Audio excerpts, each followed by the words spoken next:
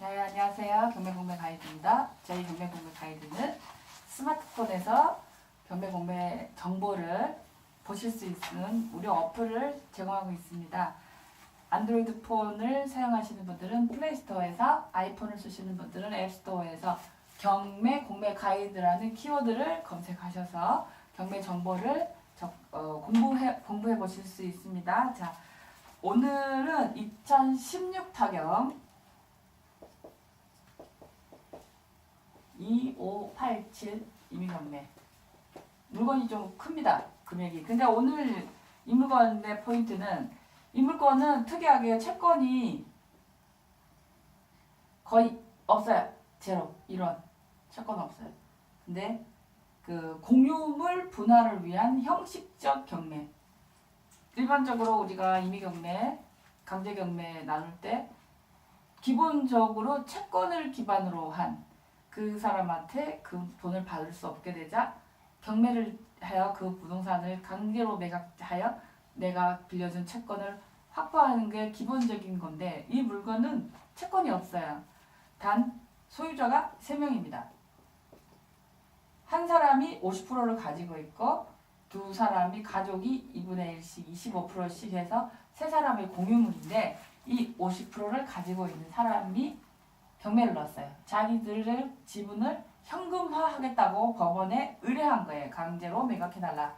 이거를 법적 절차에 의해서 현금화하겠다는 강력한 의지를 보이는 것이 그 공유물 분할을 위한 형식적 경매.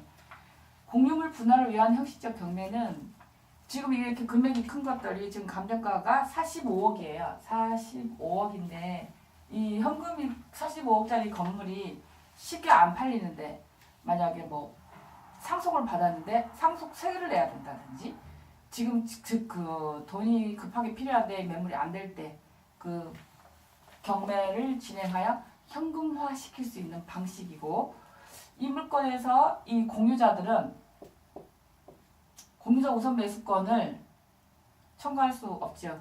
왜? 자기들이 공유자 우선 매수권을 살려면 이 지분을 샀으면 될 텐데, 그 경매를 넣어서 공유자 우선 매수를 한다는 것은 그러면 이 물건을 낙찰을 받으러 온 사람들, 많은 사람들의 기회비용을 뺏는 얘기가 될 수밖에 없어요. 필요하면 돈을 주고 여기서 사서 현금화 시켰어도 되는데, 그래서 공유자 우선 매수가 불가능하다. 그 다음에 일단 낙찰되고 난 다음에는 이 사람들, 경매는 50% 지분자가 이 사람들 동의 없이는 쉽게 그 경매를 취하시키기도 어렵다. 왜냐면 법원한테 일 시켜놓고 자기가 원하는 금액이 낙찰 안 됐다고 취하시켜버리면 법원은 정말 바쁜데 그런 일까지 해줄 수는 없거든요.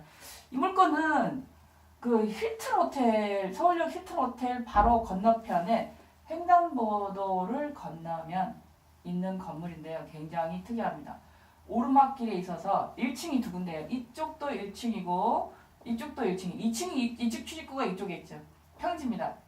이쪽도 1층이에요. 평지입니다. 길은 약간 오르막길이죠. 힐튼 호텔에서 건너면 요로 들어갈 수도 있고 이리로 와서 이렇게 들어갈 수도 있고. 그러면 2층에서 올라가는 3층이, 여기 이 3층이 보통 건물의 2층이죠.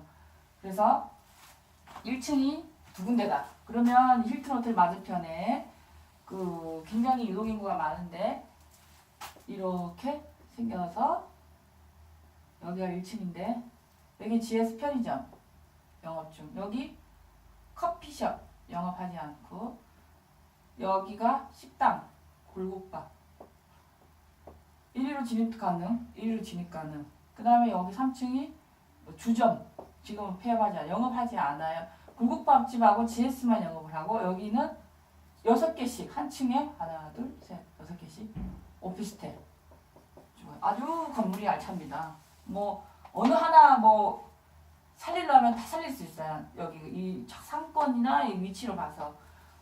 그래서 뭐 돈만 있다면 정말 누구나 한번 노려보고 싶은 물건이죠. 근데 오늘 우리가 이 물건을 가지고 공부해보려고 하는 주 포인트는 기본적으로 수익률 계산도 하지만 이 물건이 특이하게 42억의 일반 매물 나와 있어요.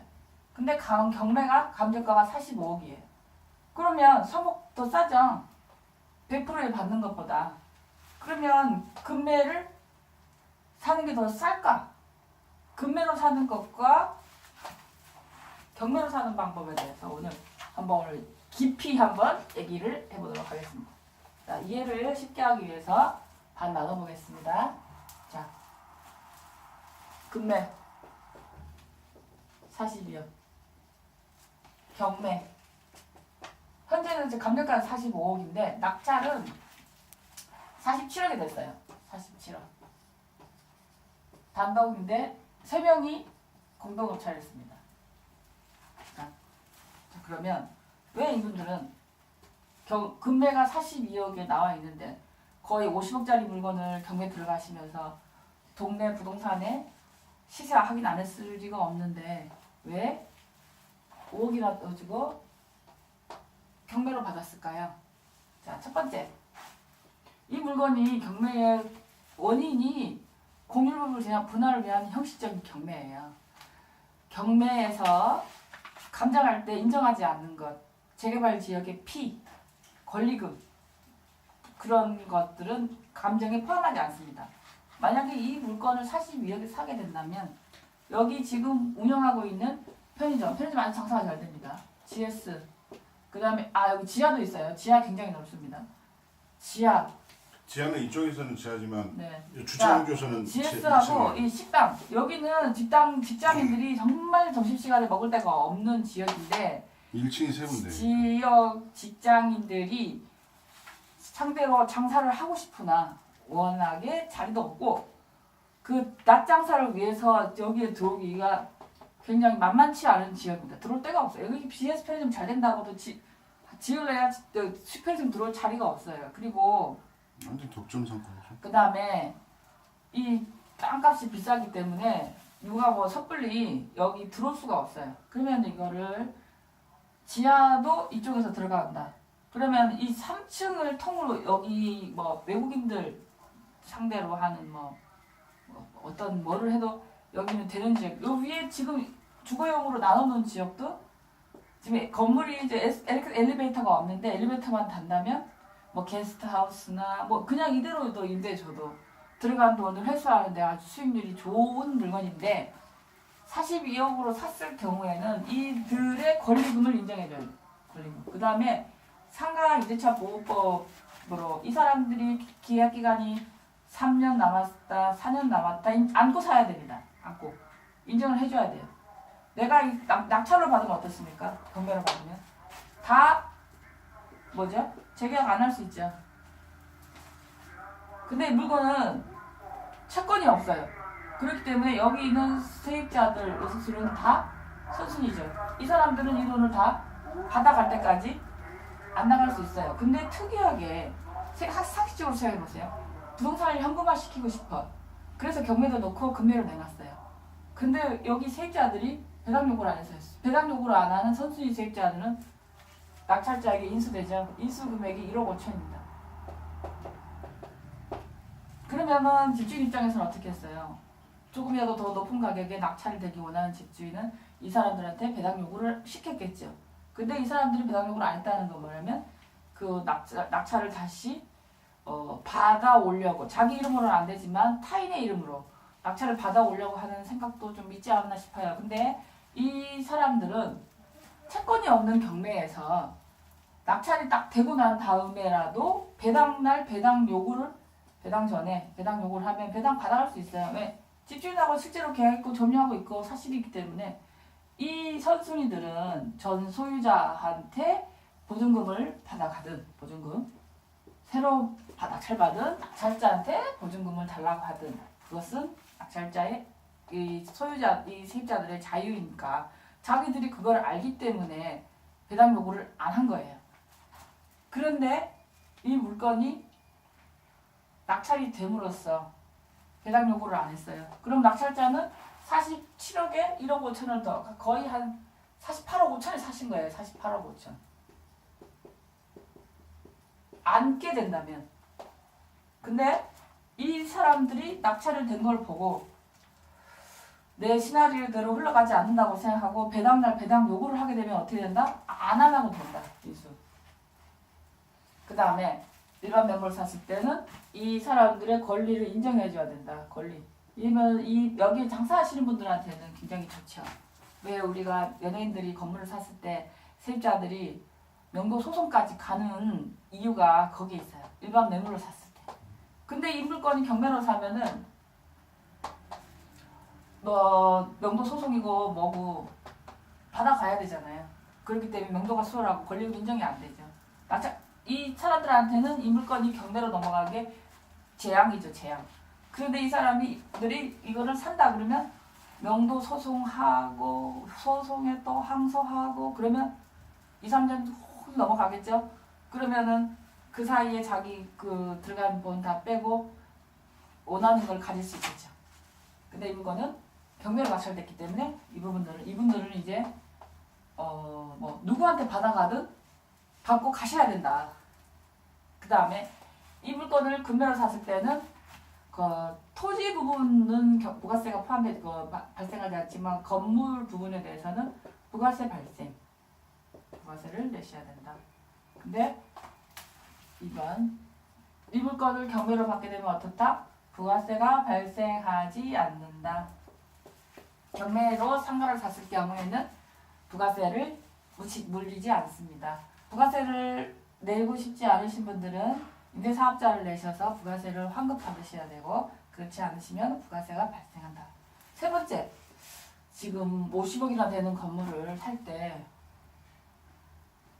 대출을 우리가 걱정 안 할 수 없죠. 근데 이 물건은 지금 이 선순위 있는 세입자들이 전입이 있기 때문에 대출 가능 금액에서 다 빼야 되죠. 그렇기 때문에 만약에 42억이라고 해도 대출이 뭐 제 생각에는 한 15억 정도? 15억 대출?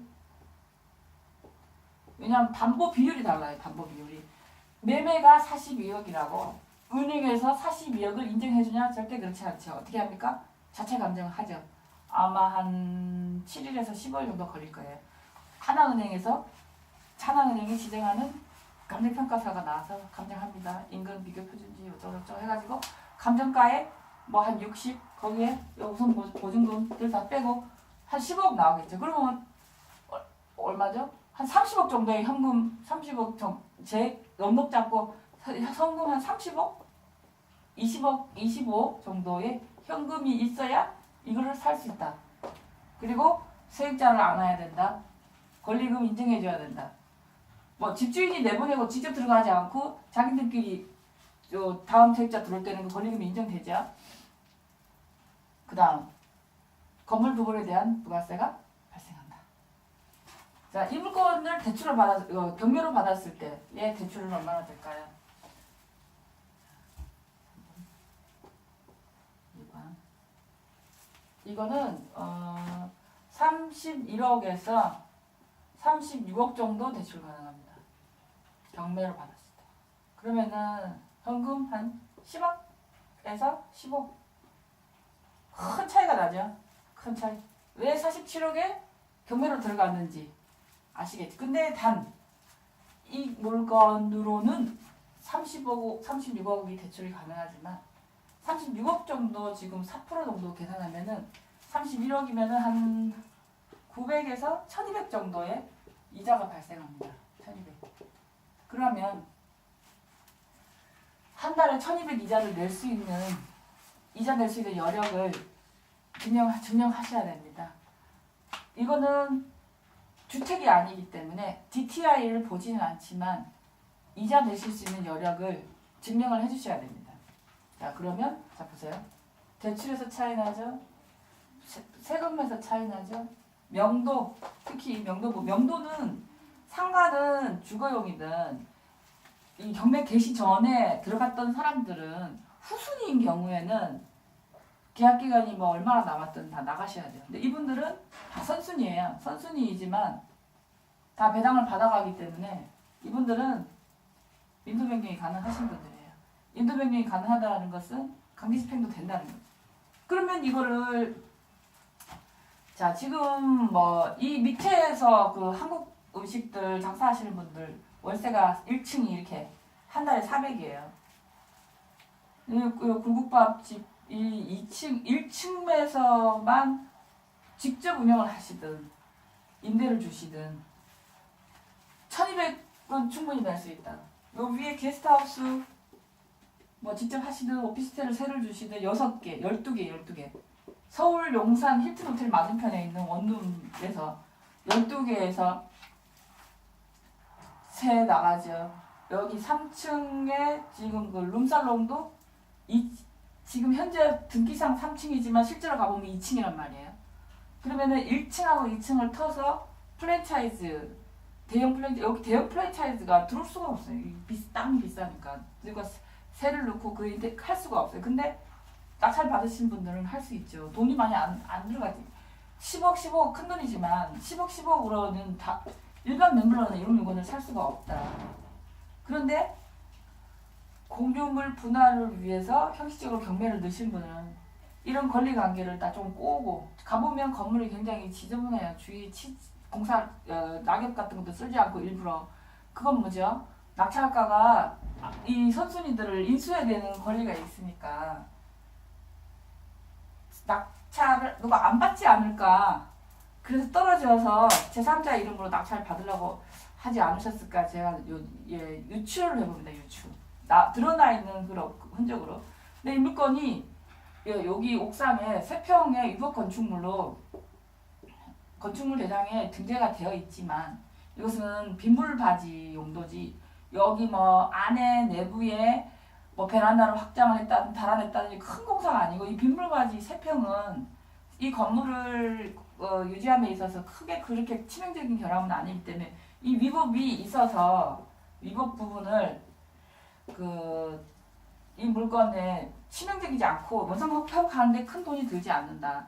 이게 건물에 위법이 있으면 이 새로운 가게들이 들어올 때 사업자 등록증에서 허가가 안 나거든요. 그러니까 우리가 가보다 보면은 길 가다 보면은 굉장히 위법이 많아요 건물에. 그런데도 장사를 하고 있는 것들은 위법 부분 이전에 사업자 등록증을 개설하신 분들은 개설이 되는데 이 위법이 이제 등재된 이후 얘는 안 된다. 그래서 사업자 등록증을 개설해서 명의만 바꾸는 식으로 한번 개설된 다음에 사업자 대표만 바꾸는 식으로 해서 권리금을 사고 팔고 이렇게 많이 합니다. 그래서 가게나 이런 것들을 상가로 들어가서 개업을 하시려고 하는 분들 중에 이 위법 부분 때문에 허가가 안 나와서 무허가로 영업하시거나 그거 굉장히 많아요. 왜냐면 이 부분이 내가 이거를 공사를 하겠다고 해서 바로 사업자가 나오는 게 아니고 거의 공사를 좀 해놔야 돼요. 세무서에서 나올 때, 조사 나올 때, 뭐 할 거라는 시나리오만 갖고는 안 되고 실제적으로 어느 정도 장사할 수 있을 정도 될 때 그제서야 비로소 나온단 말이에요. 근데 그분들이 와가지고 이 물건을 보면서 여기만 보냐 또 올라가요 옥상으로 어디 위법이 있나 안 찾아본단 말이에요. 그분들이 와가지고 위법 지금까지 발각 안 됐던 게 발각될 수도 있어요. 이거를 해결하세요. 그래야 저희가 허가를 내드립니다. 그러면 이건 내 건물이 아닌데 이 건물에 세를 들어서 계약을 하고 공사를 하고 있던 와중에 위법이 발각돼서 허가가 안 나와요. 그러면 집주인이 이 사람 사업자 등록증 개설하라고 위법 부분 돈 들여서 공사해줄까요? 안 해준단 말이죠. 그것 때문에 새 들어서 그 가게 하시는 분들이 어려움이 많습니다. 특히 식당 같은 거 영업을 새로 시작하실 때는 이 부분 때문에 굉장히 어려움이 많습니다. 그래서 이 물건은 지금 뭐 위법이 있지만 얼마 안 되고 여기 있는 세입자들도 뭐 다 받아가니까 채권이 없으니까 자기가 실제로 그 사람들하고 계약한 거 있으면 요구하시면 다 받아갈 수 있는 거예요. 얼마나 깔끔합니까? 깔끔하죠. 위치, 상징성, 그 다음에 대로변, 그 사람들 유동인구, 그 다음에 내가 이거 잘 된다고 해서 누가 옆에 차릴 데가 없어요. 이 고개를 넘어서 이 밑에서 직장인들이 여기까지 점심시간에 밥을 먹으러 오는데 여기 직장인들은 줄을 서야 돼. 맛이 있든 없든 먹을 데가 없어요. 또 어디 갈 데가 없어. 차 타고 어디까지 갈 수는 없잖아요. 그러면 이 지하 같은 데를 직장인들 상대로 하는 뭐 한식 뷔페나 뭐 대규모 프랜차이즈 커피숍 그 건너편에 투서 플레이스가 있지만 접근성이 안 좋고 이 건물이 오히려 훨씬 접근성이 좋습니다. 여기가 횡단보도를 건너면 바로 힐튼 호텔이기 때문에 힐튼 호텔에서 투숙하는 투숙객들도 저녁에 나와서 이 GS 편의점에서 음료나 어떤 것들을 살 수 있겠죠. 그래서 이 물건은 솔직히 1차에 47억에 받아간 분들은 굉장히 제가 어떤 분이 모르겠지만 굉장히 그 부분에 대해서 깊이 있는 그거를 하셨고 지금 트렌드가 그 공동 투자를 많이 하시는 분위기가 많습니다. 왜냐면 5천만 원으로 할 수 있는 거는 한계가 있어요. 왜냐면 우리가 이게 하는 이게 부동산이니까 접근 자체가 소액 갖고는 할 수 없는 분야예요. 그래도 어느 정도 돈은 있어야 어떻게 뭐 내가 생각했던 거를 해볼 텐데. 그래서 5억씩 10명이면 50억, 5천만 원씩 10명이면 5억. 그렇게 해서 공동으로 투자하셔서 여기에 공동으로 나오는 수입에서 n분의 1의 수입. 지금 뭐 한 은행 수익률 대비하면 7, 8%만 나와줘도 그 다음에 물건이 사라지지 않는데 물건이 그 물가 상승률에 따라 그 지가가 상승해주는 실물이 있고 내가 생각했던 거를 실현해 볼 수도 있고 많든 적든 건물이 있어 나한테 임대 수익이 나오고 그래서 이 낙찰자들도 세 분이서 만약에 예를 들어서 15억이 들어가는데 한 사람당 5억씩 보태서 들어가면 5억으로 어떻게 50억짜리 물건을 사겠어요? 이 물건을 입찰조차 해볼 수가 없겠죠. 그런데 공동으로 투자했기 때문에 이런 물건들을 가질 수 있는 거예요. 이런 물건. 서울 힐튼 호텔 앞에 있는 5층짜리 근생을 가질 수 있는 겁니다. 이 물건도 낙찰을 받으신 분들은 잘만 활용하셔서 조금만 이 물건이 가지고 있는 장점 엘리베이터 없어요. 2호 건축물 있어요. 외관이 나갔어요. 이런 부분들 좀 그 해결하시고 혹시라도 여기 편의점하고 여기 식당에서 배당 요구하지 않아 1억 5천을 인수하는 이런 문제들을 또 해결하신 다음에는 굉장히 건물을 가지고 있는 사람이 할 수 있는 것들을 해볼 수 있는 물건이 아닌가 그런 생각이 듭니다. 감사합니다.